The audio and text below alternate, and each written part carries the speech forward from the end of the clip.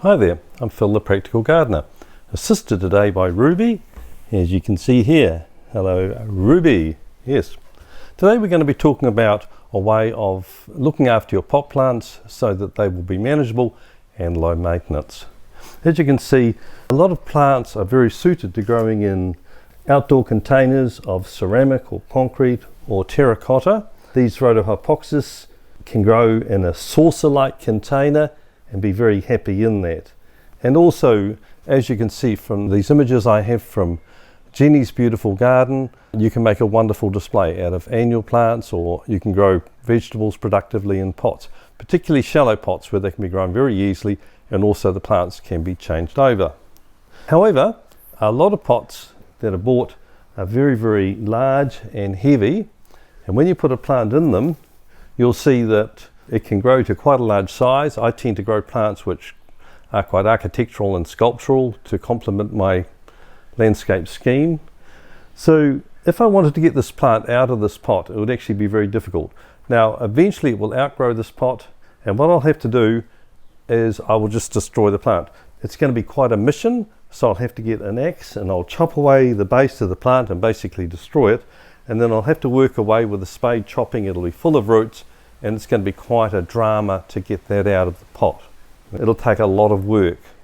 However, another option is this one here. You can see that this plant here, which is a bromeliad, it doesn't have a very extensive root system. It's growing in relatively quite a big pot for its requirements. So what I've done is I've simply grown it inside another pot. This one here. So it's growing inside a simple plastic pot, and this is called the double potting technique. And that's what I'm going to be talking about today.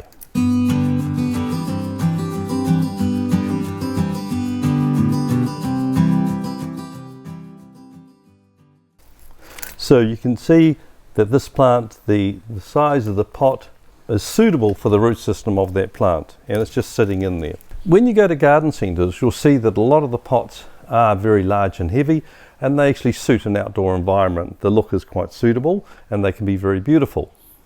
However, a lot of them do have an incurve near the top, which if you grow a plant within that, it is almost impossible to actually pull the plant out. I'll just demonstrate here with this one here, which doesn't have an incurve. If I tried to lift that out, that would be extremely difficult. A second type of pot you get are those which are very tall and thin. And a lot of pots are like this, and I have grown plants in a pot like that, and it was extremely difficult to remove them because of the depth. Also, quite often there is just too much media for the size of the plant, so the media down the bottom can get sour and stale and actually even kill the plant if it becomes anaerobic. So what I've done with the plants, you can see this very large pot that I have out the front. So what I did, I wanted to put this Bescorneria Mexican plant in it, so I put the pot on the plinth and I put it on these simple feet. Now I do already have a tip on putting plants on feet, so I suggest if you haven't seen that, you do look at that because it is very practical advice. Then inside the pot I put a spacer, and the spacer in this particular case was simply a bucket turned upside down, and this allows the plant eventually to be at the same height as the ornamental pot.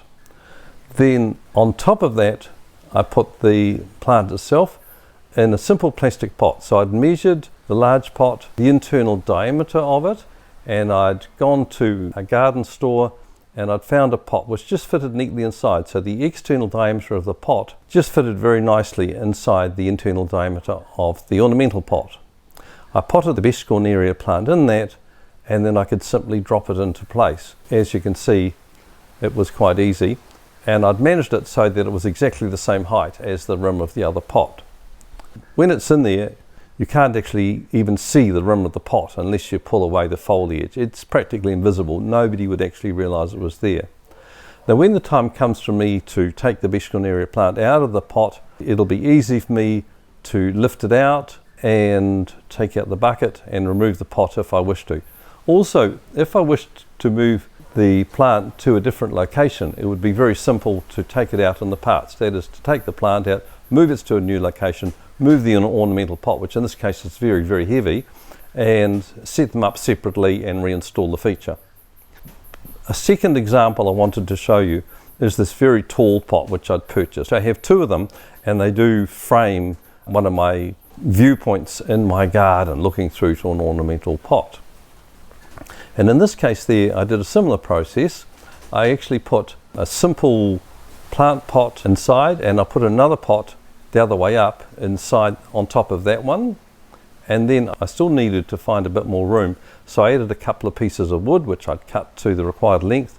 Then I placed the plant, which in this case was a bromeliad, which actually needs very little root run anyway. It certainly wouldn't use all the root run that would be available in that container. I simply placed it on top, and then again you can't actually even see the internal pot.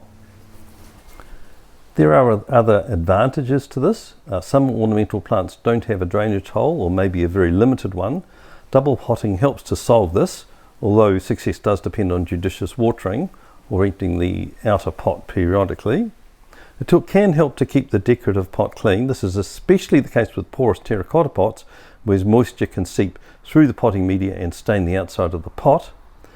Double potting can provide insulation to the root ball of the plant, protecting it from excessive heat.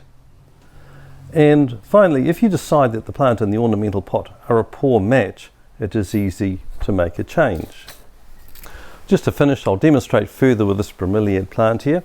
When I lift it out, you'll see that this pot here doesn't actually have a drainage hole at all. Nonetheless, it is still porous because hasn't got a glaze right over the base, so it does actually slowly drain out. And as long as I'm reasonably careful with the watering, I don't actually have a problem, and I've never had an issue with the media getting anaerobic and stale in that pot. So I hope you got some value out of this tip, and don't forget to press the like button and also subscribe if you haven't done so already, and also share it with like-minded gardeners if you think that they would find value in this. So thanks for watching this and following it right through the end.